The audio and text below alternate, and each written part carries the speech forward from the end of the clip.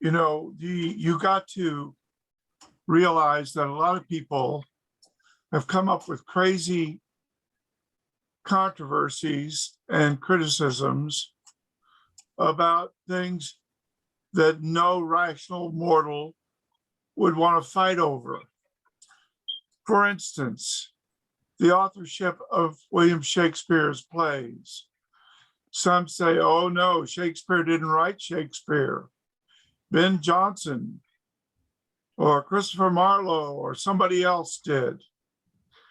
But the problem with that is that William Shakespeare was a famous man in his own lifetime. He was like a rock star. He was not only a famous actor involved in more than one acting company that actually performed in front of King James, but he was also a writer who was praised for his writings. So to say that William Shakespeare didn't write Shakespeare is, especially in view of the modern Shakespeare scholarship, something that is laughable. And among well-educated people like William F. Albright at Johns Hopkins University, who said that every book of the Brit Hadashah was written by a Jew who had undergone Moshiach's mikvah, and that these writings were put on parchment between 50 CE and 75 CE, and that the writings are either eyewitnesses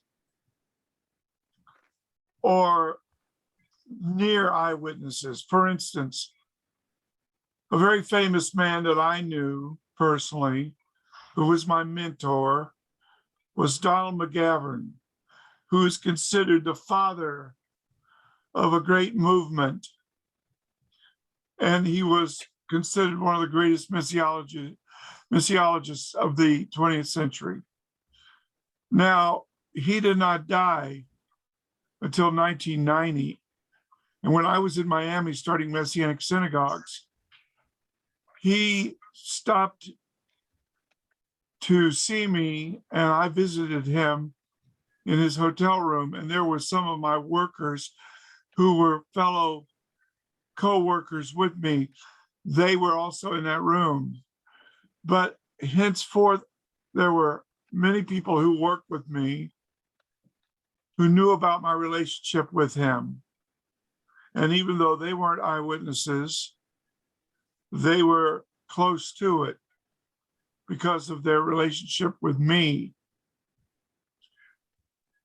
And that's what you have in the Brit Hadashah. And when you read 1 Corinthians chapter 15, and you get the list of all the resurrection appearances, several of those people are authors, and their associates help them with the writing. And this book, the Brit Hadashah, has a provenance. I'm talking about the date and place and authorship behind the actual text that is as good, if not better, than any book in antiquity. And so when you look at all of the so-called fathers, these are the people in the sub-apostolic generations that either knew the apostles personally or their teachers knew them personally. and you look at their writings, and you look at the quotations, you see that the Brit Hadashah has a very good provenance of reliability and trustworthiness.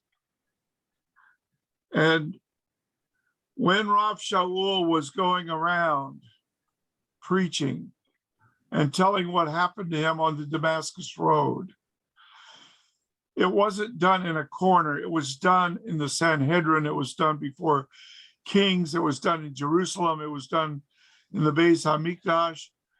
And right there with him was a writer, a historian, ready to write it down. So if you are a critic of the Brit Hadashah, you're really shooting yourself in the foot. Because why in the world would you want to not believe that this book is true? If Judaism tells you that its hope is the resurrection of the dead, and then it gives you an outline of who the Mashiach will be, what his personal name will be, where he will be born, what his ministry will be like, what he will do, and then about his saving death, and on the third day, standing up alive, having his days prolonged, even though he's in the kever, having his body not see decay, and all of this other stuff. If all of that is in the Tanakh as a preview, and then it all comes to pass and is written down by eyewitnesses, why would you want to reject it? Is it because you don't believe in the Tanakh either? That seems to be the case. And also, if you really believed in the Tanakh, you would believe Daniel. And Daniel tells you that there's only two addresses, Haye Olam and Deraon Olam. And it also tells you that the Bar Enosh will be coming on the glory cloud, and he will be served as deity. And Rashi tells you that this is the Moshiach, Daniel 7, 13, and 14. Now, if you don't believe Rashi on that, if you've rejected Rashi, if you think you know more than he does, and if you don't believe that the Moshiach would be a divine personage on the glory clouds, if you reject the idea that he could take on flesh in the womb of a virgin and be born in Bethlehem and come to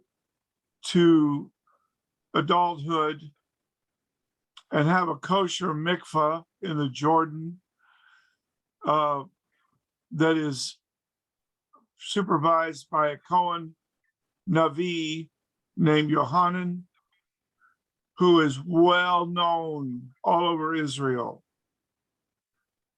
If you reject all of that, and you reject all of these writers of the Brit Hadashah that followed him in the same kosher mikvah, then I guess your skepticism is something you're going to have to live with for all eternity. But there is nothing in the Brit Hadashah itself that would be creating an insurmountable barrier for you to come to salvation through emunah like Abraham did.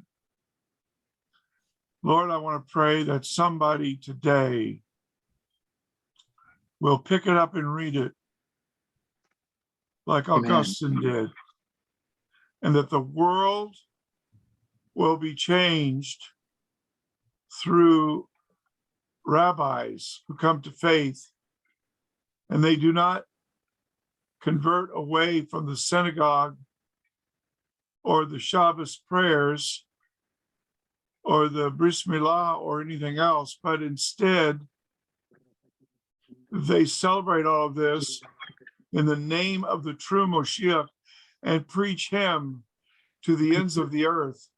And this is my prayer, that all the scriptures in Revelation chapter 7, Revelation chapter 14, about the 144,000 Orthodox Jews that will appear in the end times, I pray right now, Lord, that this will come to pass and that all Israel will be saved, and we'll give you all the praise. And everybody say,